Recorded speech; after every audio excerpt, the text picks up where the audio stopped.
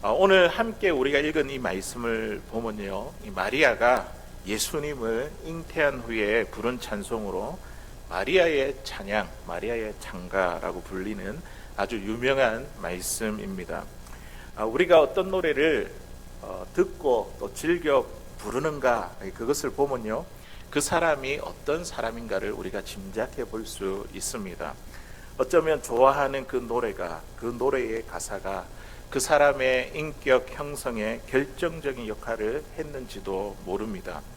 만일 노래를 부르는데 인생을 저주하고 사회 질서와 권위를 부정하며 살인과 마약과 성적 표현을 담고 있는 노래를 듣고 이 노래를 즐겨 부르고 좋아한다면 그 사람의 인격은 어떻게 되겠습니까?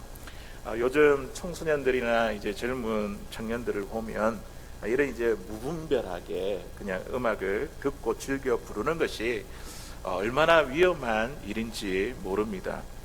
제가 한국에 있을 때에 한국에는 이제 대중교통을 이용을 많이 하니까 버스를 타면 라디오에서 흘러나오는 노래가 있습니다. 아마 그런 추억들이 다 있을 겁니다. 대부분 어떤 노래가 흘러나옵니까? 사랑에 대한 그런 가사를 닮은 노래가 나옵니다. 이별 후 떠난 사람을 그리워한다거나 사랑의 상처를 달래는 노래들이 참 많습니다. 그런 노래를 듣고 있으면 어떤 마음이 듭니까? 왠지 마음이 쓸쓸하고 먹먹하기도 하며 삶의 의미가 없어지는 듯한 그런 느낌을 받게 됩니다. 그런데 우리가 그리스도인으로서 하나님을 찬양하며 하나님께 찬양을 드리며 또 그 찬양을 듣고 부르면 우리의 감정이 어떻게 됩니까? 하나님께서 우리에게 마음의 평안과 위로와 감사와 기쁨이 우리 마음 가운데 생기지 않습니까? 찬양의 우리 힘과 능력을 경험하고 있죠. 오늘 본문에 나오는 이 마리아가 부르는 이 찬양을 우리가 곰곰이 묵상하고 있으면요, 이 마리아의 인격과 신앙을 우리가 알 수 있습니다. 이 찬양의 가사를 보면 하나님이 마리아에게 주신 평안과 위로와 감사와 기쁨을 우리도 느낄 수 있습니다. 그것이 그대로 전달되는 것 같습니다. 우리가 다가오는 이 성탄을 기다리고 맞이하면서 우리도 마리아와 같은 이 찬양을 듣고 또 즐겨 부를 수 있는 살아가는 저와 여러분들 다 될 수 있기를 주의 이름으로 간절히 소원합니다. 오늘 우리 마리아가 어떤 찬양을 불렀을까요? 어떤 찬양을 하나님께 드렸을까요? 첫 번째로 마리아는요, 예수님이 구주가 되심을 찬양했습니다. 무엇을 찬양했다고요? 예수님이 구주가 되신다. 내 구주가 되신다. 46절과 47절에 있는 말씀 우리 같이 한번 읽어보도록 하겠습니다. 시작. 마리아가 이르되 내 영혼이 주를 찬양하며 내 마음이 하나님 내 구주를 기뻐하였음은. 아멘. 지금 마리아가 두 가지를 찬양하고 있죠. 내 주가 되심을 찬양하고 또 구주가 되심을 찬양하고 있습니다. 마리아는 예수님을 임신한 후에 뱃속에 있는 이 아기를 생각하면 그냥 단순한 아기가 아니지 않습니까? 이 아기가 내 주가 되시고 그리고 내 구주가 되심을 지금 노래하고 기뻐하며 찬양하고 있습니다. 이러한 찬양은 어떤 사람이 부를 수 있는 찬양이죠? 예수님을 그리스도로 영접한 사람만이 부를 수 있는 찬양이죠. 예수님을 영접한다, 이 말을 이 세상에서 가장 실감나게 이해한 사람이 마리아가 아닐까요? 예수님을 영접한다, 이거를 가장 실감나게 체험한 사람. 왜냐하면 예수님이 마리아의 몸 안에 있기 때문입니다. 그러니 예수님을 영접한 사람들에게 예수님이 그 사람 안에 계신다, 우리 안에 주님이 계신다, 이런 말씀이 마리아에게 얼마나 생생하게 느껴졌겠습니까? 진짜 실제로 자기 몸 안에 예수님이 있기 때문입니다. 내 주와 주님이, 예수님이 내 주와 구주가 되신 이 메시아가 내 몸 안에 있다는 이 감격 속에 지금 부르는 노래가 지금 마리아의 찬양입니다. 누구든지 예수님을 내 주가 되시고 구주가 되신다는 이 사실을 고백하지 않고는요, 그 누구도 그리스도인이 될 수 없습니다. 우리가 그리스도인이라 예수님을 따르는 사람이다 이렇게 부를 수 있는 이유가 뭡니까? 우리가 주님을 누구라고 고백한다고요? 주와 구주로 고백했기 때문에 우리가 그리스도인이 되는 것입니다.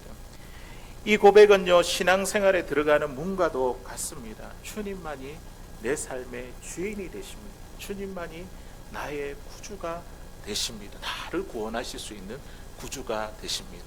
이것이 우리 신앙생활에 들어갈 수 있는 문과 같은 역할을 합니다. 하지만 오늘날 세속주의 인본주의 철학의 핵심이 무엇입니까? 내가 내 삶의 주인이라는 것이죠. 다른 사람이 내 삶의 주인이 아니라 내가 내 삶의 주인이다. 내 인생이 내 것이니 내 마음대로 내가 좋아하는 대로 살아가는 것이 행복이라고 이 세상의 인본주의 철학은 그렇게 말합니다. 하지만 그렇지 않습니다. 주님을 믿는 사람, 예수님을 믿는 사람은요, 나는 나의 것이 아니라 누구의 것입니까? 예수님의 것이요. 그리고 예수님이 내 삶의 주인이 되셨습니다.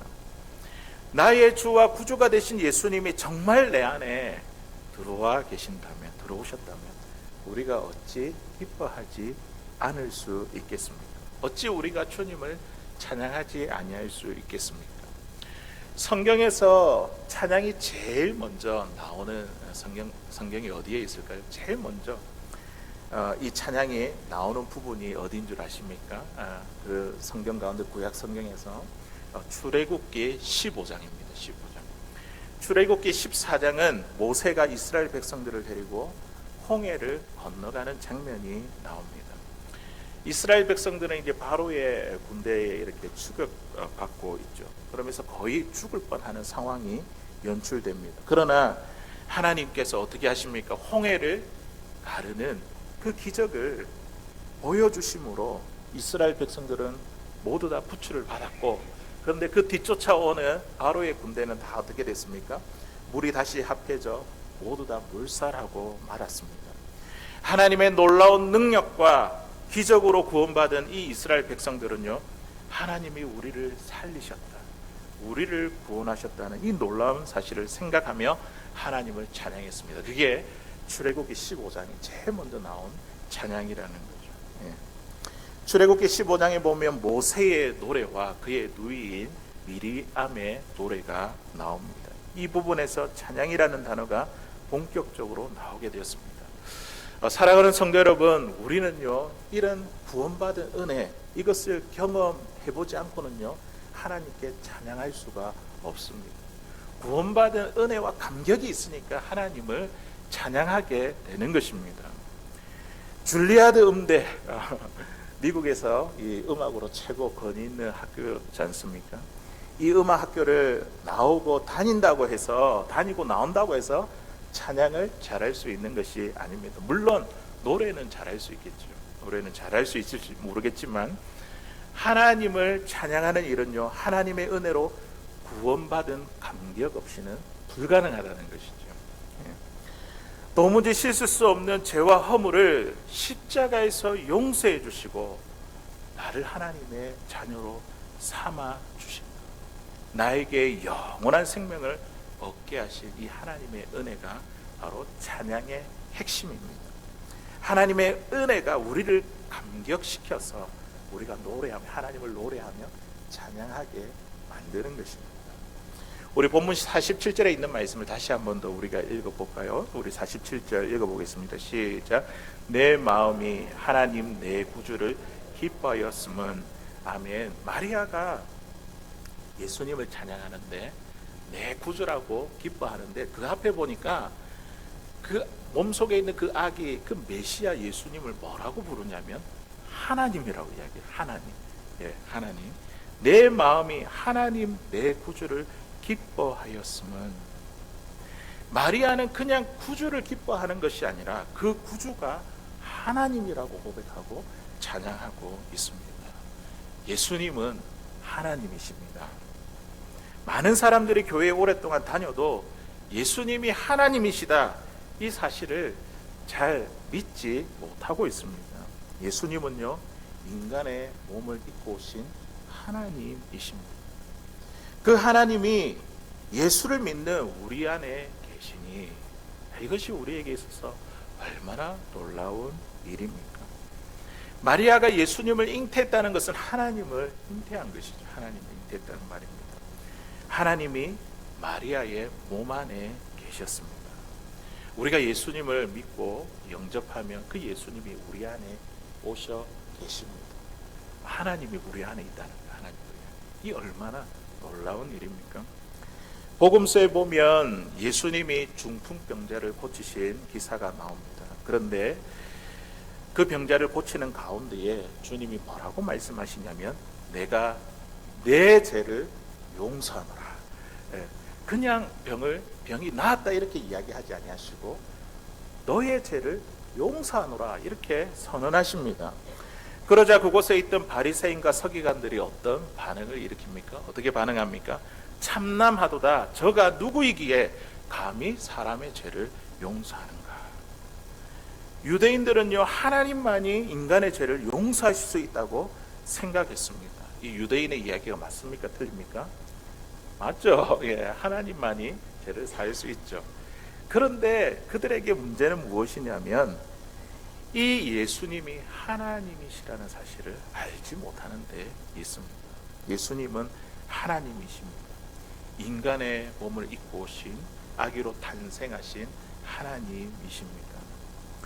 사실 이 마리아를 보면요 지금 기뻐할 처지가 못 됩니다. 그때 당시의 상황에서 처녀의 몸으로 임신을 하게 되었으니 사람들로 하여금 조롱과 모욕을 받아야 될 그런 처지입니다. 그런데 마리아에게 사람들에게 조롱과 모욕이 하나도 문제가 되지 않았습니다. 왜냐하면 내 안에 내 몸 안에 하나님이 오셔 계시기 때문입니다. 구원받은 우리가 어떤 박해와 조롱과 핍박을 받는다 할지라도 우리는요 우리 안에 누가 계시라고요? 하나님이신 예수님이 우리 안에 오셔 계신다는 그 사실 때문에 우리는 어떤 핍박과 조롱 가운데서도 우리는 이 주님을 찬양하지 아니할 수 없습니다.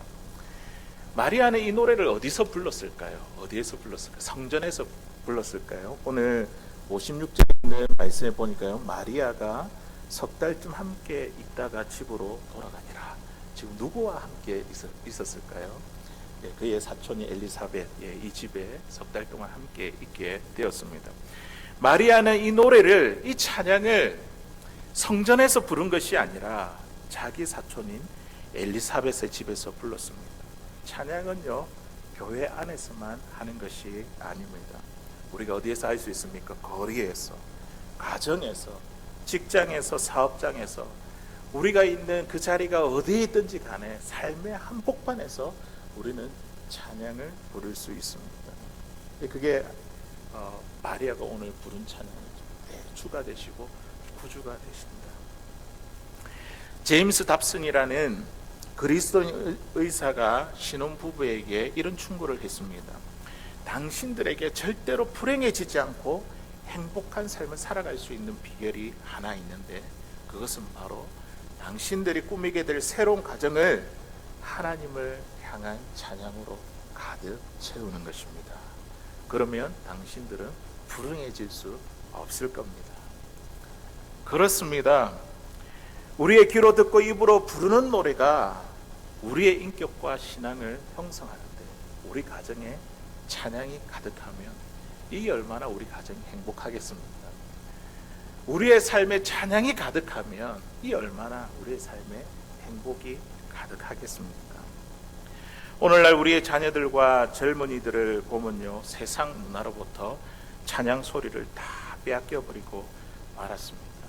예전 같으면 저의 어린 시절을 돌아보면 이 아이들이 교회에 갔다 오면 그때도 당시에 이런 매체들이 발달하지 아니했으니까 어떻게 찬양을 부르냐면 이 하얀 종에다가 큰 종에다가 이 음표가 그려져 있고 이 가사가 있는 그 차트를 하나하나 넘기면서 부르는 것 이게 그때 당시에 가졌던 문화 전부였거든요. 와서 찬양하는 게 얼마나 좋았는지 모릅니다. 아이들이 교회 갔다 오면 집에서 찬양을 흥얼거리고 부르는 거예요. 성경학교에 갔다 오면 집안에 찬양 소리가 가득했습니다. 그런데 언제부터인가 집안에서 찬양 소리가 사라져 버렸습니다. 다 뭐하고 있습니까? 각자 핸드폰을 가지고 유튜브를 보면서 세상 이야기와 소리를 듣고 있습니다. 마리아처럼 예수님을 내 주와 구주로 고백하는 찬양이 우리의 가정과 삶에 가득할 수 있기를 바랍니다.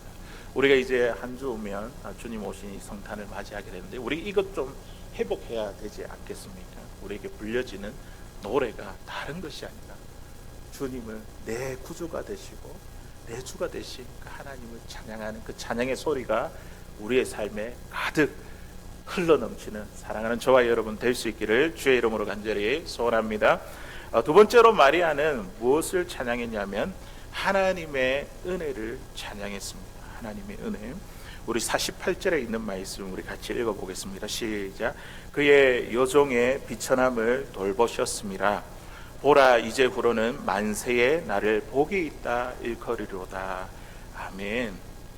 마리아가 특별해서, 마리아가 어떤 공로가 있어서 예수님을 잉태한 것이 아닙니다. 마리아는 자신을 지금 어떻게 표현하고 있습니까? 나는 비천한 사람입니다. 비천하다. 비천하다고 하는 것은 지위나 신분이 낮고 초라한 것, 그것을 말합니다. 나는 비천한 사람입니다. 목수의 아내라는 낮은 사회적인 신분에 있지만 메시아를 잉태하게 되는 이런 특권을 얻게 하신 것은 하나님의 전적인 은혜라는 것이죠. 은혜이고 선물이었습니다. 마리아는 비천한 자신을 돌보시고 복된 여인으로 불러주신 그 하나님을 찬양했습니다. 사랑하는 성도 여러분, 우리에게도 이런 찬양이 있습니까? 아무런 자격 없고 보잘것없는 우리를 택해 주셔서 우리의 죄를 용서하시고 또 구원해 주셔서 하나님의 자녀로 삼아주신 그 은혜, 우리도 마리아처럼 그렇게 우리의 삶 가운데 찬양하고 있습니까? 아니면 내가 다른 사람들보다 나아서 내가 그리스도인이 되었다 그렇게 생각하지는 않습니까?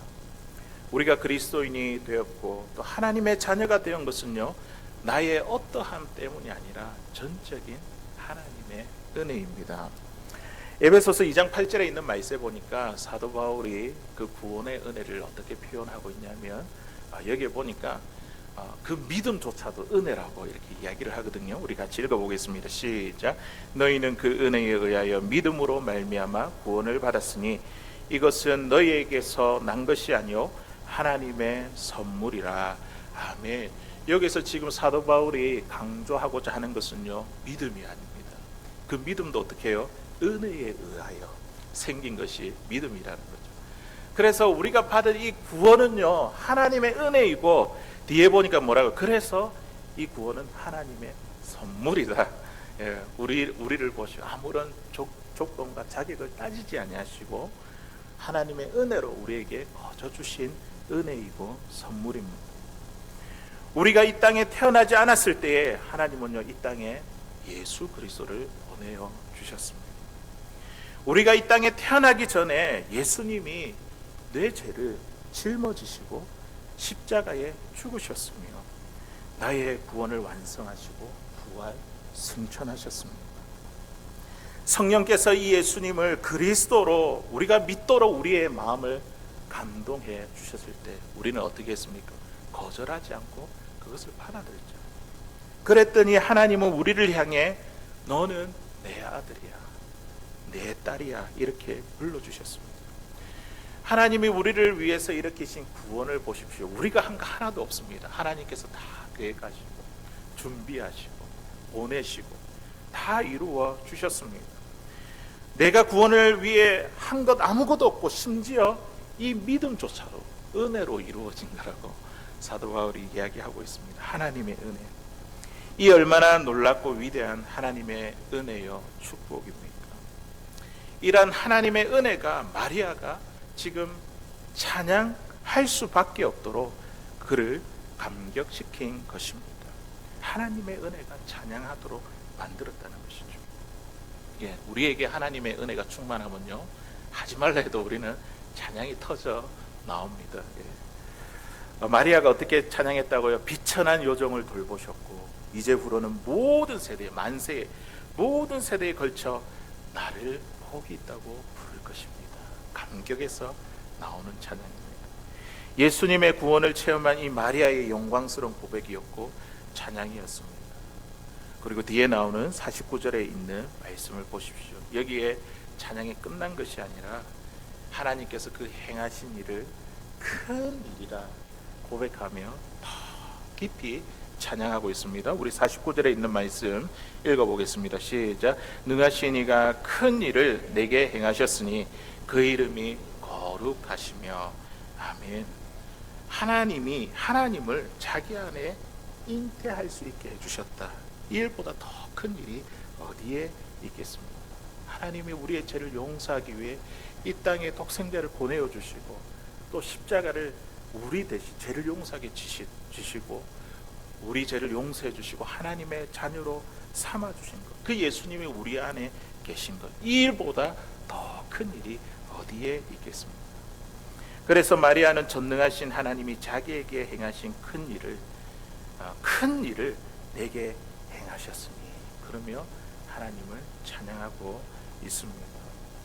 사랑하는 성도 여러분, 저와 여러분들은 우리가 구원받은 이 구원의 은혜, 구원받은 이 사건을 큰 사건이라고 생각하고 계십니까? 아니면 그리 놀라운 일이 아니라고 생각합니까?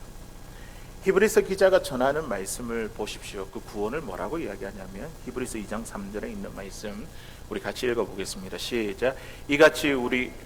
우리가 이같이 큰 구원을 등한히 여기면 어찌 그 보응을 피하리요. 이 구원은 처음에 주로 말씀하신 바요 들은 자들이 우리에게 확증한 바니라. 아멘. 우리가 받은 구원이 어떤 구원이라고요? 큰 구원이라고. 네, 큰 구원이라고 고백하고 찬양하고 있습니다. 죄로 인해 하나님의 진노와 저주를 피할 수밖에 없었던 우리를 하나님의 은혜로 죄 사함 받고 구원을 얻게 되었는데 이 구원이 얼마나 크고 놀라운 것입니까? 이 큰 구원을 받은 자에게 마땅히 나와야 할 것이 바로 하나님의 은혜를 찬양하는 것입니다. 구원이 크고 놀라운 것이라고 깨닫는 순간 우리는 기쁨과 감격 때문에 가만히 있지 못할 것입니다. 하나님의 은혜, 놀라운 은혜를 찬양하게 됩니다. 그리고 이 은혜를 나만 찬양하는 것이 아니라 다른 사람들 앞에서 하나님의 은혜를 찬양하게 될 것입니다. 그들의 귓가에 들려지는, 이게 바로 전도라는 거예요. 전도. 복음서에 보면 예수님이 거라사에 귀신 들린 사람을 고쳐주셔서 그 사람이 온전케 된 사람의 기사가 나옵니다. 이 고침 받은 사람은 너무나 감사해서 예수님을 따라가고 싶다 이렇게 이야기했습니다. 내가 따라가고 싶습니다. 그런데 그때 예수님께서 이상하게도 뭐라고 말씀하시냐면 그 청을, 부탁을 들어주시지 않았습니다. 그러면서 그 대신 이렇게 말씀합니다. 너는 나를 따라오는 것보다 더 중요한 일이 있다. 너의 집으로 돌아가서 너의 가족과 친척들에게 주께서 어떤 커다란 일을 행하셨는지 그들에게 이야기해라. 주님을 찬양해라. 이게 전도죠, 전도. 그들에게 주님의 구원을 귓가에 들리게 하는 것. 하나님의 놀라운 은혜를 사람들 앞에서 찬양하는 것이 바로 전도입니다. 우리가 다가오는 이 성탄을 우리가 기다리고 맞이하면서 비천한 우리에게 행하여 주신 하나님의 큰 구원의 은혜를 사람들의 귓가에 들려줄 수 있도록 그렇게 찬양할 수 있는 사랑하는 저와 여러분들 될 수 있기를 주의 이름으로 간절히 소원합니다. 이제 마지막으로 마리아는 어떤 찬양을 불렀냐면 겸손한 자를 높여주시는 하나님을 찬양했습니다. 겸손한 자를 높여주시는 그 하나님을 찬양했습니다. 우리 51절에서 53절까지 있는 말씀 우리 같이 한번 읽어보도록 하겠습니다. 시작. 그의 팔로 힘을 보이사 마음의 생각이 교만한 자들을 흩으셨고 권세 있는 자를 그 위에서 내리치셨으며 비천한 자를 높이셨고 줄이는 자를 좋은 것으로 배불리셨으며 부자는 빈손으로 보내셨도다. 아멘. 겸손한 자를 높이신 하나님을 찬양하고 있습니다. 교만한 자를 흩으시고 권세 있는 자를 그 위에서 내리치시고 부자를 빈손으로 보내신 하나님. 또 어떻게 해요? 비천한 자를 높이신 하나님. 또 줄이는 자에게 배부르게 하시는 그 하나님을 찬양했습니다. 마리아가 예수님을 잉태했을 그 당시에 세상에 잘난 여자들, 부자인 여자들 얼마나 많았겠습니까? 그런데 아무도 관심 갖지 아니하는 이 마리아, 이 비천한 마리아를 하나님이 선택하셨습니다. 그래서 이 천사는요, 이 마리아에게 이 예수님을 잉태한 이 마리아에게 뭐라고 이야기를 하냐면, 은혜를 받은 자여, 아무 공로 없이 아무 자격이 없지만 이 마리아에게 은혜를 받은 자여, 또 이렇게 이야기합니다.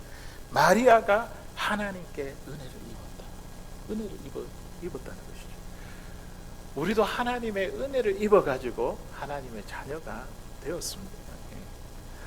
그래도 굳이 하나님께서 마리아를 선택한 이유를 우리가 하나 든다고 한다면 그것은 바로 마리아의 겸손입니다. 겸손. 마리아는 주님이 주시는 어떤 역사도 받을 수 있을 만큼 빈 마음을 가진 여자였습니다. 천사가 마리아에게 나타나 이렇게 이야기했습니다. 내가 남자를 가까이 하지 않았는데 내가 어떻게 이런 일이 있습니까? 할 때 천사가 이렇게 이야기합니다. 35절에 있는 말씀에 보니까요, 천사가 대답하여 이르되 성령이 내게 임하시고 지극히 높으신 이의 능력이 너를 덮으시리니 이러므로 나실 바 거룩한 이는 하나님의 아들이라 일컬어지리라. 아멘. 성령의 역사로 잉태된 것이고 나중에 출산할 그 아기는 하나님의 아들이라 불려지게 될 것입니다. 이렇게 이야기를 했습니다. 이런 천사의 음성을 듣고 내가 만약에 마리아라면 이런 음성을 들으면 어떻게 하겠습니까? 나는 아직까지도 결혼도 하지 않았는데, 물론 이제 혼인한 남자가 있지만, 그런데 어떻게 이 일을 내가 감당할 수 있습니까? 나에게 그런 일이 일어나지 않게 해주십시오. 이렇게 하지 않겠습니까? 그런데요, 마리아는 이 천사의 음성을 듣고 아무 항변을 하지 않았습니다. 그녀가 뭐라고 이야기하냐면, 나는 주의 종입니다. 하나님의 말씀대로 내 삶에 그대로 이루어지기를 원합니다. 이것이 바로 하나님의 역사하심을 받아들일 수 있는 겸손한 마음이라는 것이죠. 우리 38절에 있는 말씀 우리 한번 읽어볼게요. 38절 시작. 마리아가 이르되 주의 여종이오니 말씀대로 내게 이루어지이다 하매 천사가 떠나니라. 아멘. 겸손이 뭘까요? 겸손이 뭡니까? 낮아지는 것. 겸손이 뭐죠? 오늘 말씀에 보니까 하나님의 역사를 받아들일 수 있는 그 믿음이 바로 겸손입니다. 하나님의 역사를 받아들이는 것. 이게 겸손입니다. 그러면 반대로 교만은 무엇입니까? 자기의 것으로 가득 차서 하나님의 말씀이 들어올 틈이 없는 거예요. 내 마음에 들어올 틈이 없는 상태. 이게 교만이라는 거죠. 나는 내 철학 있고 내 삶의 방식이 있으니까 아무런 참견 마세요. 나를 바꾸려고 하지 마세요. 나는 나대로, 내가 원하는 대로 할 것입니다. 나는 하나님의 역사를 받아들일 수가 없어요. 이게 교만이라는 거예요. 하지만 우리 그리스도인들은 어떤 사람입니까? 겸손한 사람들이죠. 하나님의 역사를 받아들이는 사람입니다. 하나님, 나는 당신의 종입니다. 무슨 말씀을 하시든지 무슨 역사를 행하시든지 나에게 행하여 주십시오. 제가 받아들이겠습니다. 이것이 바로 겸손이라는 거죠. 마리아에게는 하나님에 대한 겸손과 그 마음의 가난함이 있었습니다. 만일 내가 내 자신으로 가득 차 있다고 한다면 그 사람은요, 아무것도 받아들일 수가 없습니다. 항상 자기가 의롭고 옳다고 생각합니다.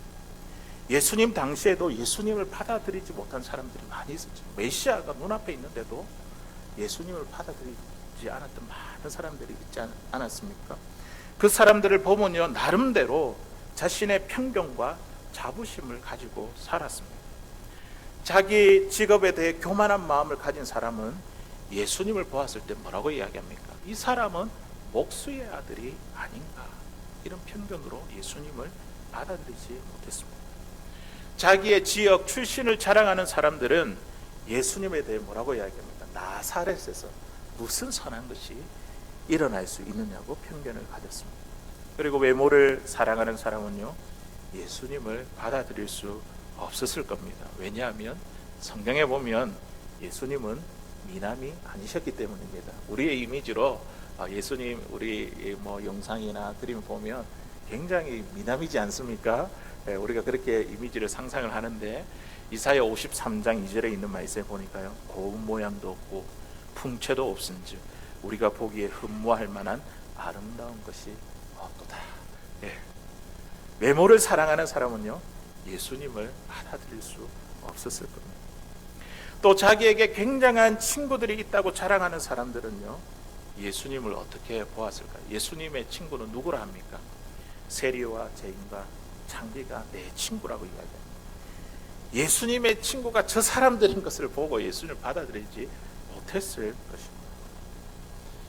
하지만 겸손과 가난한 마음으로 우리 자신을 비워서 하나님의 역사를 받아들이는 사람들에게는요, 이 예수님보다 귀한 분이 없습니다. 우리 이 예수님보다 귀한 분이 없습니다. 마리아는 지금 하나님의 역사를 받아들여 천사가 이야기한 그것을 하나님의 말씀으로 받아들이고 자기를 비워 메시아를 잉태하게 된다는 이 사실에 지금 기뻐하고 감격하며 찬양하고 있습니다. 뭐라고 합니까?